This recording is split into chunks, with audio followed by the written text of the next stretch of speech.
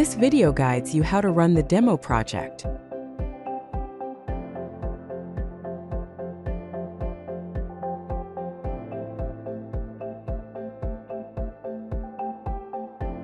Connect an Ethernet cable from your router to the CK-RX65N V2 board.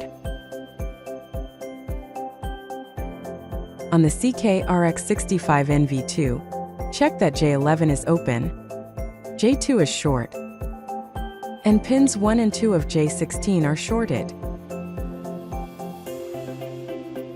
Also, connect both J10 and J14 on the CK-RX65N V2 to the PC with USB cables. Launch TerraTerm, then click Serial, and select the serial port. Click OK. Click Setup, Terminal. Select Auto for Receive, and CR+LF for Transmit. Then click OK. Then, click Setup, Serial Port. Select Speed 115,200, and click New Setting. Before running the PubSub/MQTT demo, visit the AWS IoT MQTT test client website. Enter the wildcard character sharp in the topic filter, and click Subscribe.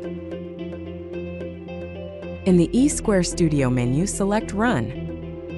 Debug Configurations.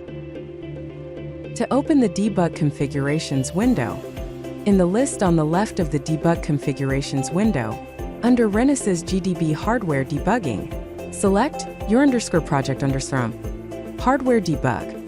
Then select the Debugger tab followed by the Connection Settings tab. Check to make sure that the settings of the items enclosed by red frames in the screen match those shown, then click the Debug button. Click the Switch button.